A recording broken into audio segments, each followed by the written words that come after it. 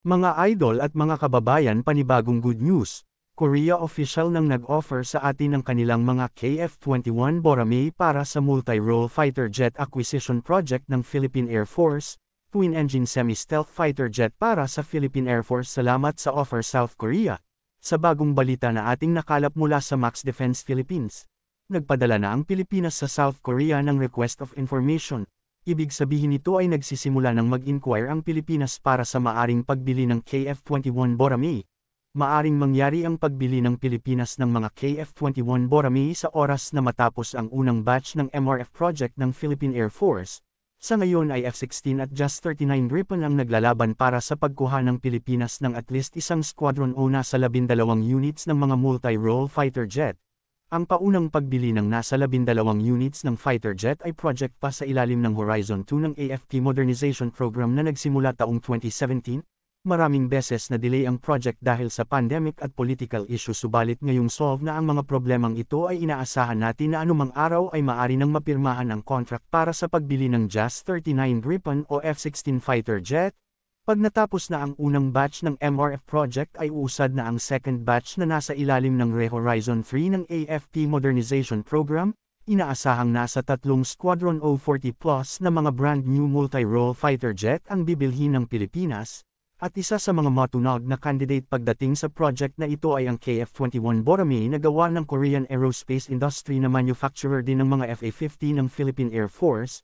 Malaki ang posibilidad na mag-acquire ang Philippine Air Force ng KF-21 dahil ito ay mayroon advanced technology equipped ng state-of-the-art na AVINEX, advanced na radar system and semi-stealth capabilities.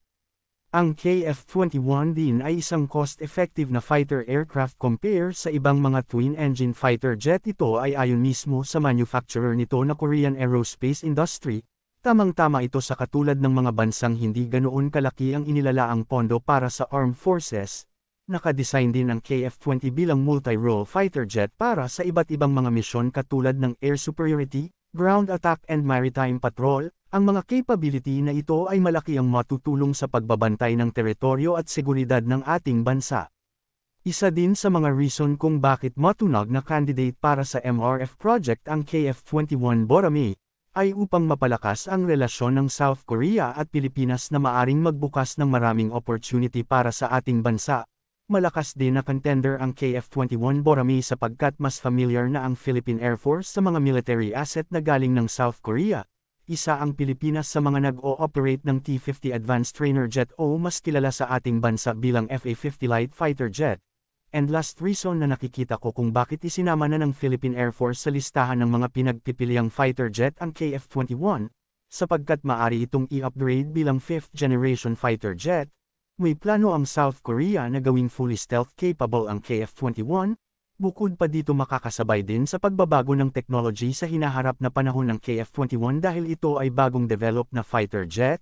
Ang tanging cons na lang na makikita natin sa mga Boramae ay una ang maintenance and operational cost.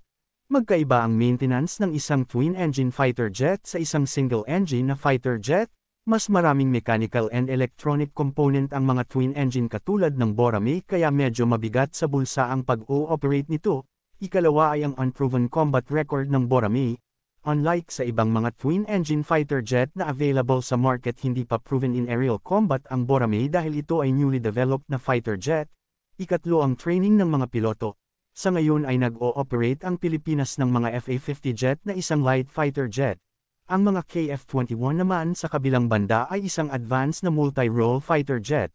Mas advanced na technology means need ng mas mataas na antas ng training upang makaiwas ang mag-o-operate ng Boramae sa anumang maaring maging human error. Last na nakikita ko na lang na cons ay ang paglala ng tensyon sa pagitan ng Pilipinas at China. Hinding-hindi magugustuhan ng China na magkaroon tayo ng mga advanced na military equipment, dahil alam nilang gagamitin natin iyon upang protektahan ang ating teritoryo at karapatan sa katubigang sakop ng Pilipinas.